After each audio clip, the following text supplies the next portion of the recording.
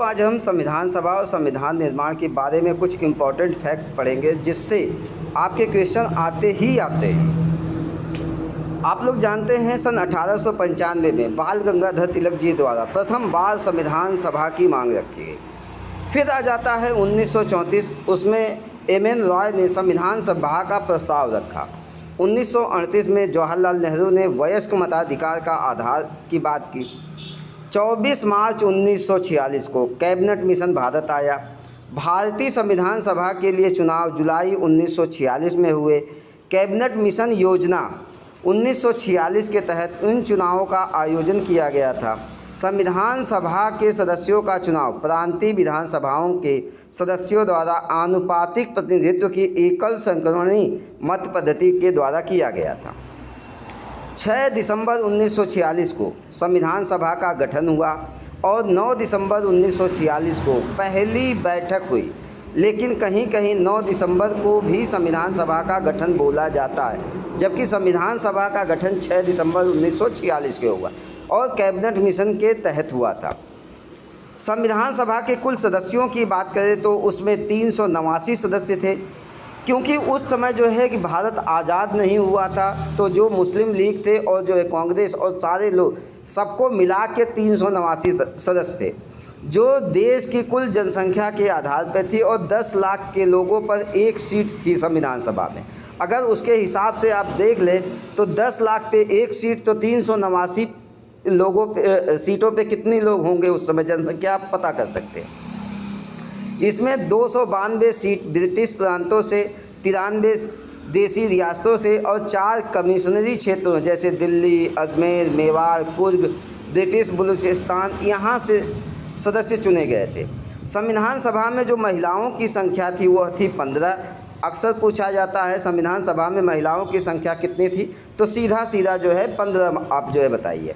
संविधान सभा के सदस्यों का चुनाव कैसे हुआ था, तो अप्रत्यक्ष रूप से हुआ था, ये भी क्वेश्चन आपसे पूछा जाता है। संविधान सभा की पहली बैठक कब हुई थी, तो 9 दिसंबर 1946 को संविधान सभा की पहली बैठक हुई थी। इस बैठक में कुल 211 लोगों ने भाग लिया था। इस सभा के सबसे वरिष्ठ सदस्य सच्चिदानंद सिन्हा को पहला अस्थायी सदस्य चुना गया था और इसी पे एक परंपरा भी बन गई है कि लोकसभा की जो पहली बैठक होती है उसमें जो सबसे वरिष्ठ सदस्य होता है उसी को लोकसभा का अस्थायी अध्यक्ष चुना जाता है, बाद में से अस्थायी अध्यक्ष बनते हैं। फिर इस सभा के 2 उपाध्यक्ष थे, एक हरेंद्र कुमार मुखर्जी और दूसरा है B.T. कृष्णमाचारी। 11 दिसंबर 1946 को संविधान सभा की दूसरी बैठक हुई, जिसमें राजेंद्र प्रसाद जी को संविधान सभा का अस्थायी अध्यक्ष चुना गया, परमानेंट अध्यक्ष। 13 दिसंबर 1946 को जवाहरलाल नेहरू ने सभा के उद्देश्य प्रस्ताव को प्रस्तुत किया। इसमें संविधान का ढांचा था और 22 दिसंबर 1946 को सर्वसम्मति से संविधान सभा ने इसे स्वीकार किया और इसी से हमारी प्रस्तावना बनी। ये क्वेश्चन आपसे पूछा जाता है। फिर 3 जून 1947 को माउंटबेटन योजना भारत बंटवारे के लिए आई तथा भारत 15 अगस्त 1947 को एक अलग और आज़ाद देश बन गया और आज़ादी के बाद संविधान सभा संप्रभु बन गई। यह सभा संविधान भी बनाती थी और देश के लिए कानून भी बनाती थी, यानी जैसे आज संसद काम करती है वही काम कौन करता था, उस समय संविधान सभा करती थी।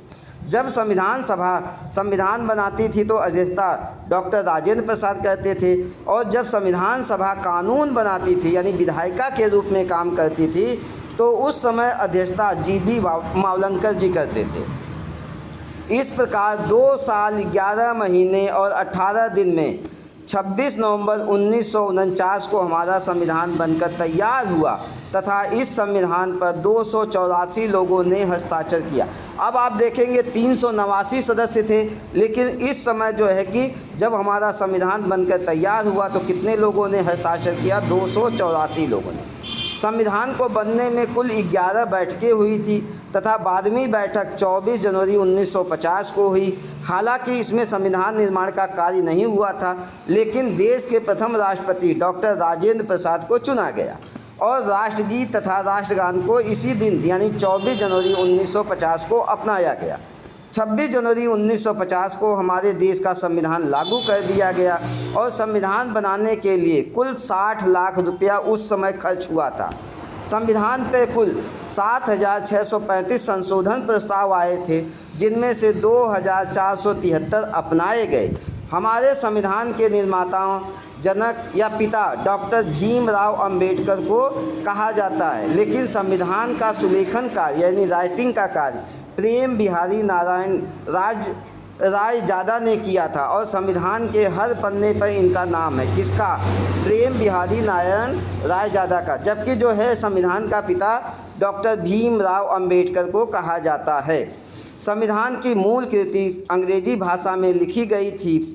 संविधान के पन्नों को सजाने का काम नंदलाल बोस ने किया था, राम मनोहर सिन्हा ने किया था और उनकी कुल 22 सदस्यीय टीम ने किया था।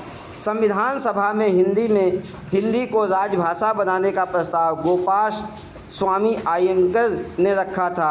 अब आप देखेंगे जो संविधान के अन्य कार्य हैं वो है 22 जुलाई 1947 को राष्ट्रीय ध्वज का अपनाया जाना, 24 जनवरी 1950 को राष्ट्रीय गीत का अपनाया जाना और 24 जनवरी 1950 को राष्ट्रपति का चुनाव करना और डॉक्टर राजेंद्र प्रसाद को प्रथम राष्ट्रपति के रूप में चुना जाना। ये था हमारे संविधान और संविधान निर्माण का कार्य, जो संविधान सभा बनी है और उसने जो कार्य किया है उसके विषय में। धन्यवाद दोस्तों।